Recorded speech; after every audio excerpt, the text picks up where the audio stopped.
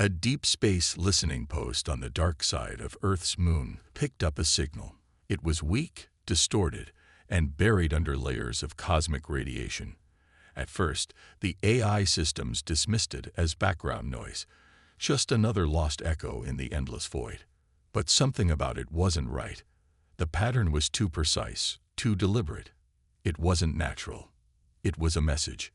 Lieutenant Sarah Reyes, one of the top analysts in the Lunar Communications Center, leaned forward, adjusting her headset. The signal was old, at least 100 years, maybe more. It had traveled a vast distance across the galaxy, growing weaker with every passing light year. But as the system worked to clean it up, a single phrase emerged, repeated over and over. "Help us." Sarah's breath caught in her throat. She immediately flagged it as urgent, transmitting the decoded message to Earth's Central Command. Within minutes, the highest levels of the United Earth Fleet were notified. Admiral Ethan Cole stood in the command center of the UEF, watching the holographic projection of the signal's origin. It came from the outer rim of the galaxy, a region long believed to be uninhabited. But now, someone, or something, was calling for help. The distress call wasn't just a simple SOS. As the AI continued decoding, it revealed more details. Under attack. No escape. Last survivors. Please, anyone, help us. Cole clenched his fists. The desperation in the message was clear. Whoever sent this had been on the brink of extinction. But the question remained, was it too late? "How old is this signal?" he asked. "Estimates suggest at least 150 years, sir," Sarah responded. "It's possible whoever sent it is already gone." The room fell into silence.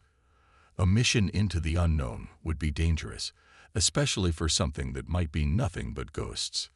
But humanity had a reputation, one that echoed across the stars. When a call for help reached Earth, humanity answered. "We send a fleet," Cole finally said. "Prepare the Horizon Task Force. We're going to see who needed us." ****. 4 days later, the Horizon Task Force, a fleet of 3 massive warships and 10 smaller escort vessels, prepared for launch. The fleet's commander, Captain Rail Carter, stood on the bridge of the UNS Titan, the most advanced ship in the fleet. "Do we have final confirmation on the distress signal's location?" he asked his science officer. Lieutenant Marcus Hale nodded. "Yes, sir. We've pinpointed the source. It originated from the Zilari system, located near the Galactic rim. No records indicate any active civilizations there." "Then let's find out what happened." Carter turned toward his crew. "Set course for the Zilari system. Maximum warp." The fleet engaged their engines, and in a burst of light, they vanished into the void, racing toward the unknown. ****. Weeks passed and faster than light travel. As they neared their destination, long-range scanners picked up something alarming. The planet where the distress call originated was in ruins. Massive craters scarred its surface, entire cities lay in ash, and debris floated in orbit. There were no active signals, no energy signatures, only silence. Carter stared at the devastation on the screen. "We're too late," he muttered. But just as they were about to declare the mission a failure, a new signal crackled through the comms. Weak, hidden, desperate. The AI translated it into a single haunting phrase. "They're still here. They're hunting us. Please, don't let them find you." Carter's blood ran cold.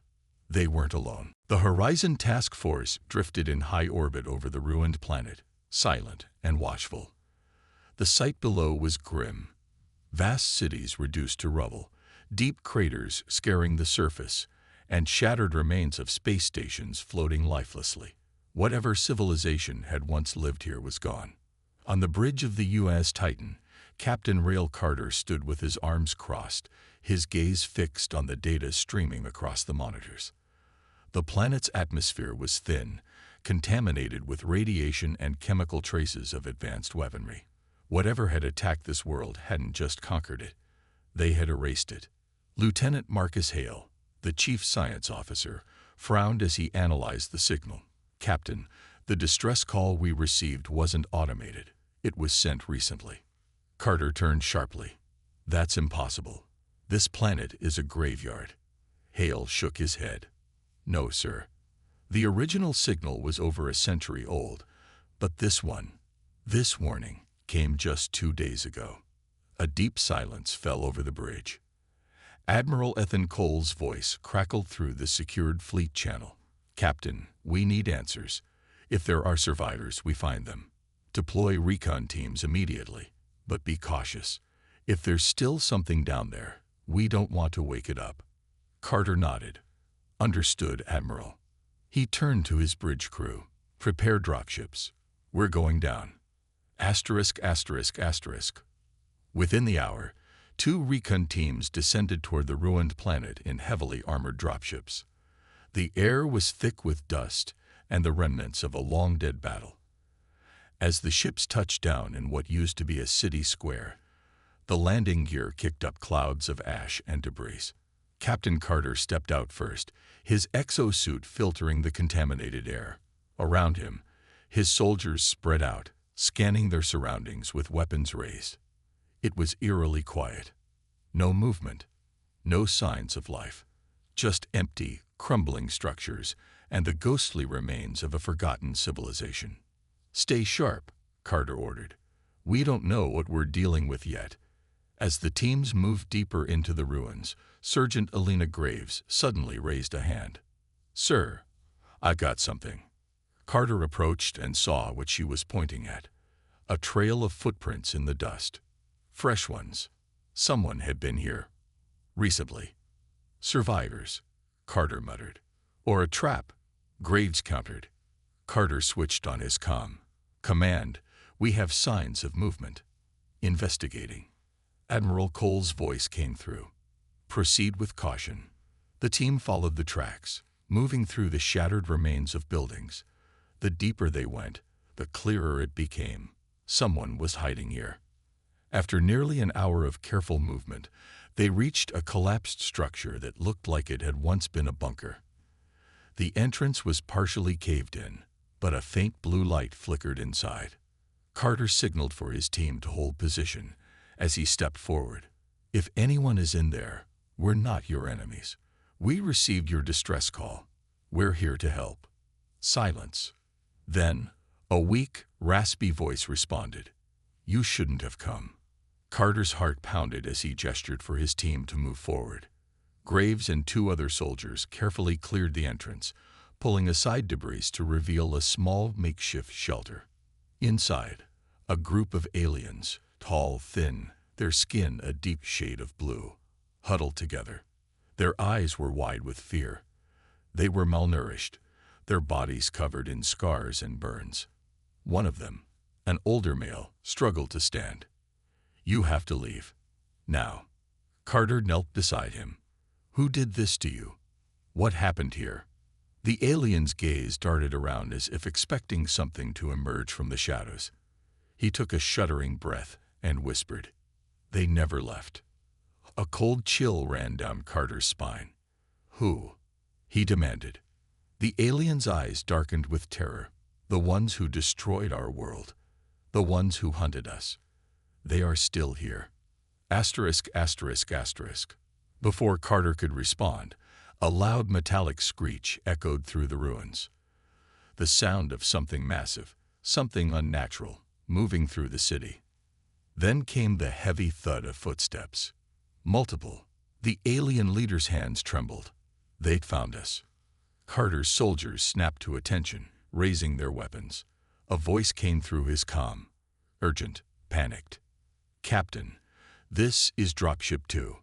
We've got movement all around us. Something's closing in fast." Static. Then a scream. The radio went dead. Carter's blood ran cold. "Defensive positions," he barked. "Whatever's out there, we're not going down without a fight." The shadows moved. And then the hunters came. The ruins came alive with eerie sounds, metallic clanks, deep growls, and the unmistakable whispers of something moving in the darkness. The air grew heavy, thick with tension. The hunters were here. Captain Carter's grip on his rifle tightened. His soldiers spread out, forming a defensive perimeter around the terrified alien survivors. The blue-skinned leader, his breath ragged, whispered, "You don't understand. You can't fight them. They aren't alive." Carter barely had time to process those words before the first attack came. From the shadows of a collapsed building, something lunged forward. A towering, skeletal figure with glowing red eyes and metallic limbs. Its elongated fingers ended in razor-sharp claws, its movement disturbingly fast. "Contact!" Sergeant Graves shouted as she opened fire. Her plasma rounds struck the creature's chest, but it barely flinched. More figures emerged from the ruins, their mechanical bodies covered in the rusted remains of old armor. Some had exposed skull-like faces, others had cracked visors with glowing optics beneath. They moved with inhuman precision, closing in fast. Carter barely had time to give the order before the battle exploded into chaos. *****. Private Jensen fired his pulse rifle, hitting one of the mechanical hunters in the head. It staggered for a moment, then kept coming. "What the hell are these things?" he shouted. "They're not machines," Hale responded, his voice strained. "There's something worse." The alien leader, still weak but desperate, reached for Carter. "Your weapons won't stop them. You have to burn them, disintegrate them. Their bodies regenerate if..." A screech cut through the air. One of the hunters leaped, its claws outstretched. Carter dodged just in time as the creature's talons ripped through his shoulder armor. Pain flared, but he ignored it. He spun and emptied an entire magazine into the creature's face. It shrieked and fell back, its mechanical body twitching. Sergeant Graves tossed a thermal grenade. The explosion engulfed two of the creatures, their bodies twisting in the heat. Their metal fused, their limbs melted, and for the first time, Carter saw them truly die. "Fire," Carter ordered. "Burn them down." His squad switched tactics. Plasma and incendiary rounds tore through the enemy, setting them ablaze. The hunters screamed, their bodies collapsing into molten metal and ash. But the victory was short-lived, because from the ruins ahead, dozens more began to emerge. And this time, they weren't alone. A deep, inhuman roar rumbled through the city. Something massive stirred in the darkness. The alien leader's eyes filled with horror. "No, it's waking up." Carter turned toward his comms. "Admiral Cole, we need immediate evac." Static. Then a chilling guttural voice echoed through their radios. "Your galaxy belongs to us now."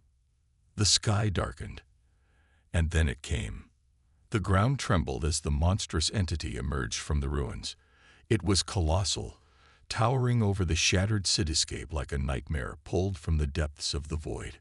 Its body was a grotesque fusion of metal and organic tissue, cables slithering like veins beneath its semi-exposed flesh. Glowing red eyes lined its elongated head, scanning the battlefield with an eerie intelligence. Carter's breath caught in his throat. "What the hell is that?" The alien leader beside him, Keeler, staggered back, his voice shaking. "We called them the Eternals.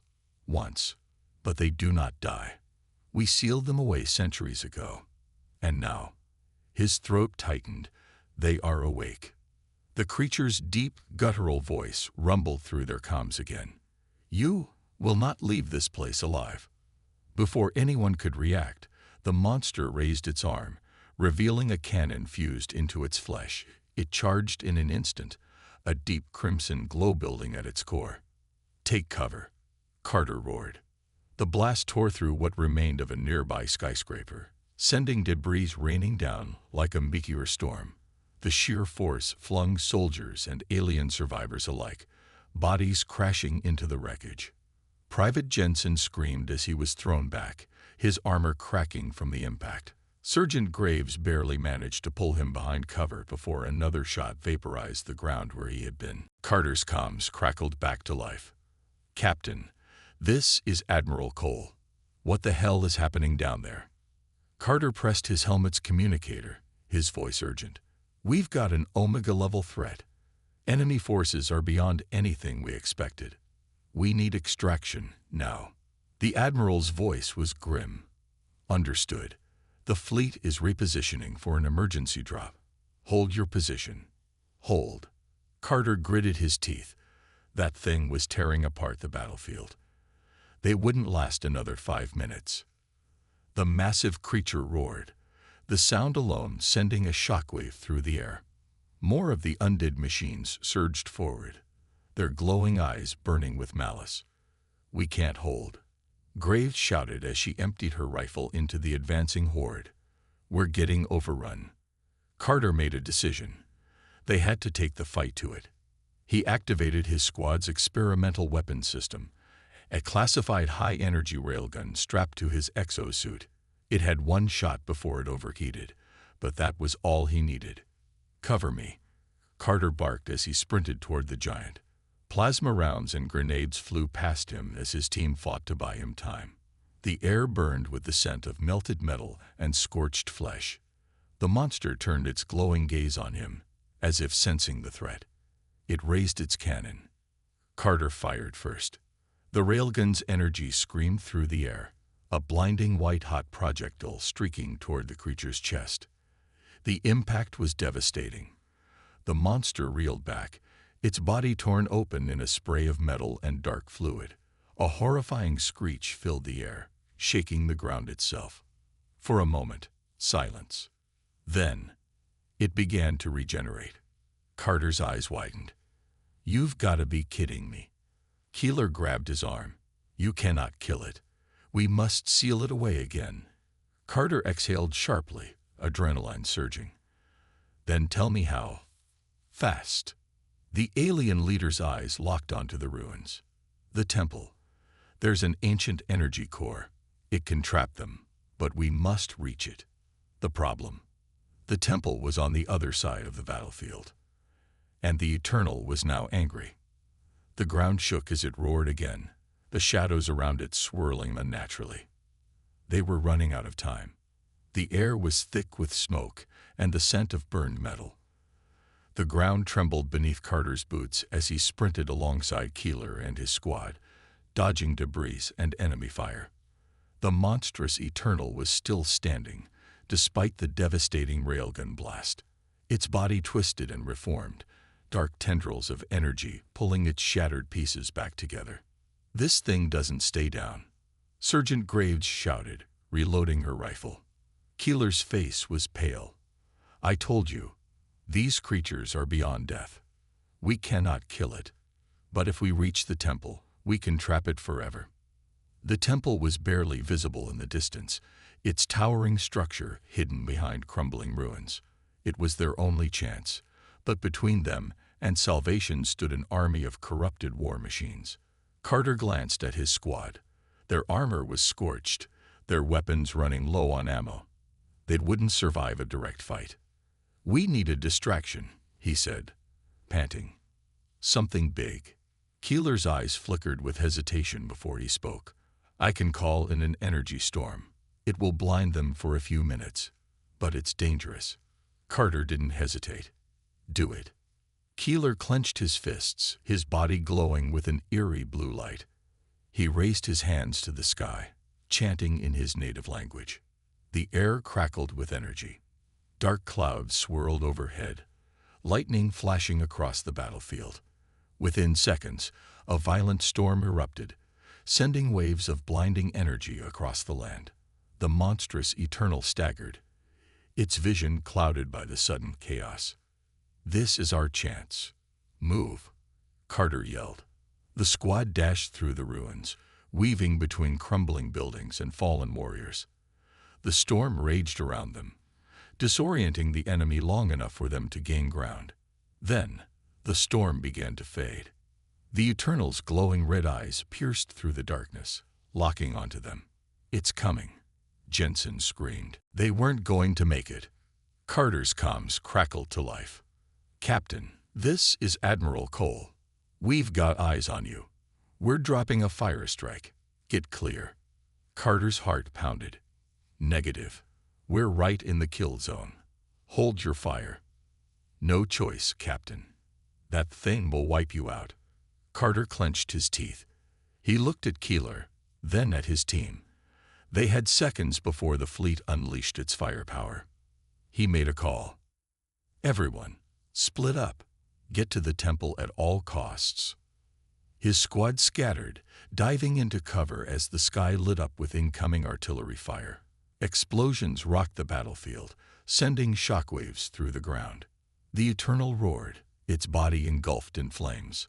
For a moment, Carter thought it might actually die.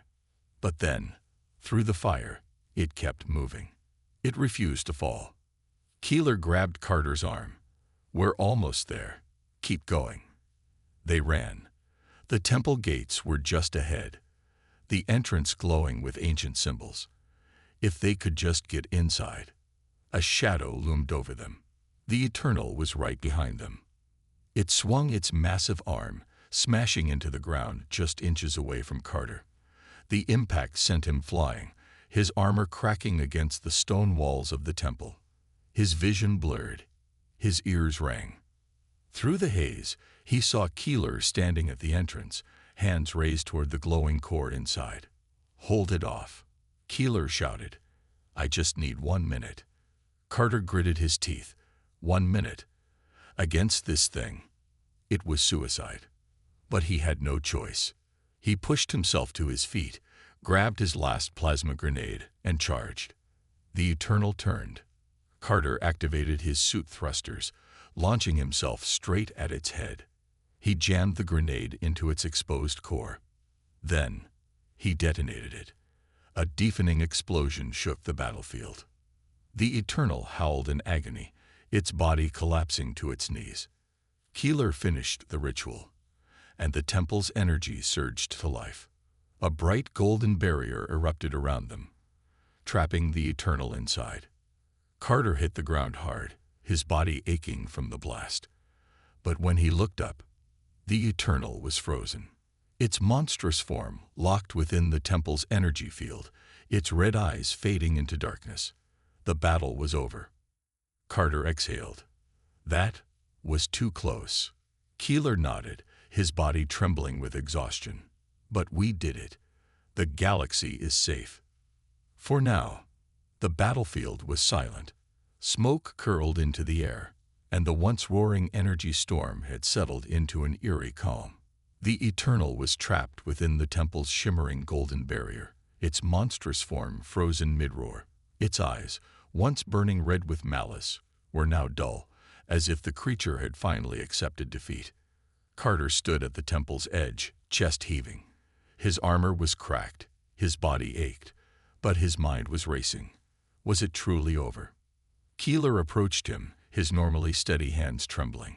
We have contained it, for now. His voice was barely above a whisper. For now. Carter turned to him sharply. You mean this thing isn't dead? Keeler shook his head. Creatures like this do not die so easily. The temple is a prison, but even prisons can break over time. Carter clenched his fists. If this thing ever got out again, he didn't want to think about it. Behind them, the rest of the squad regrouped, battered but alive. Jensen had a deep gash across his helmet. Graves was limping, and Paddle was nursing a burned arm. But they had made it. We need to get out of here, Graves muttered. Fleet Command is gonna want a report on what just happened. Carter tapped his comms. Cole, do you read? There was a crackle of static before the Admiral's voice came through. Loud and clear, Captain. We saw everything. Sending a dropship now. The relief was short-lived. From beyond the temple walls, a new sound rumbled through the air. A low, vibrating hum, almost like a heartbeat. Keeler's eyes widened. No, this is wrong. Before Carter could ask, the ground shook violently. The golden barrier around the temple flickered for a brief second. Just a fraction of a second. But it was enough to make Carter's stomach drop. Something wasn't right.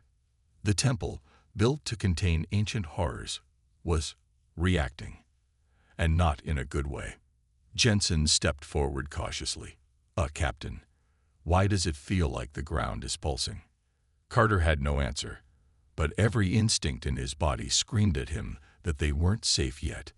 Keeler was already at the temple's control panel, his fingers moving swiftly across the ancient interface.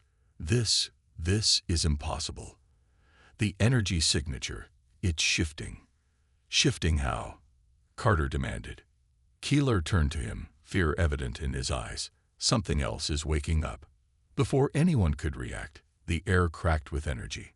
A pillar of light erupted from the temple's core, blasting into the sky like a beacon. And then, the stars responded. A low, droning sound echoed from deep space. Something far away had received the signal. Something that was now coming. Carter felt his breath catch in his throat. This wasn't just about the eternal anymore. They had just called something far, far worse. The sky was no longer still. What had once been a dark void filled with distant stars was now alive with movement, unfamiliar lights, shifting shapes, and a growing, unnatural glow. The pillar of energy shooting from the temple pulsed like a beacon, its golden light flickering with an eerie rhythm, almost as if it were calling. Carter's grip on his rifle tightened as a sinking feeling settled deep in his gut. They had just made a terrible mistake. Jensen was the first to break the silence. "Ah, Captain, tell me that's our fleet arriving." But Carter knew better. The Eternal may have been contained, but whatever ancient force had built this temple had activated something else, something that had been sleeping out there for eons. And now it was awake. The temple's barrier flickered again, just for a moment. A deep, otherworldly hum vibrated through the stone walls, resonating through their very bones. Keeler's hands were shaking over the control panel. No, this is not supposed to happen. He rapidly pressed a series of glyphs, but the ancient system ignored him. This temple was built to contain the Eternal, not signal something. Carter was already moving. We need to fall back. Now. Before anyone could argue, the sky cracked open. A colossal shadow stretched across the heavens, blotting out the stars. It was unlike anything they had ever seen. A ship, a creature, it was impossible to tell. The sheer scale of it defied logic. Larger than any fleet, older than any civilization. It drifted forward, slow and ominous, moving as though it had all the time in the universe. And then, a voice spoke. No words, no sound, just a presence, overwhelming, suffocating, pressing against their minds like an unbreakable chain. Tatil screamed, dropping to her knees as blood trickled from her nose. Jensen clutched his head, his breath ragged. Carter felt it too. An immense pressure, a weight on his very soul. This was no fleet. This was not a species. This was something ancient, something that had existed before the galaxy itself. And it was looking at them. Keeler's voice was barely a whisper. "We have woken the firstborn." Carter forced himself to move, shaking off the crushing dread. "Cole," he barked into his comms. "We need extraction right now." The Admiral's voice was strained. "We see it, Captain, engaging emergency jump protocols." "Hold on." Above them, the colossal entity shifted. A single movement, slow and deliberate. Then, a low, resonant chime filled the air, beautiful, haunting, like the song of a dying star. And then, reality itself trembled. The temple's energy shields shattered. The Eternal, the very entity they had fought to imprison, vanished in an instant, as if it had never existed at all. Then, the stars themselves blinked out, one by one.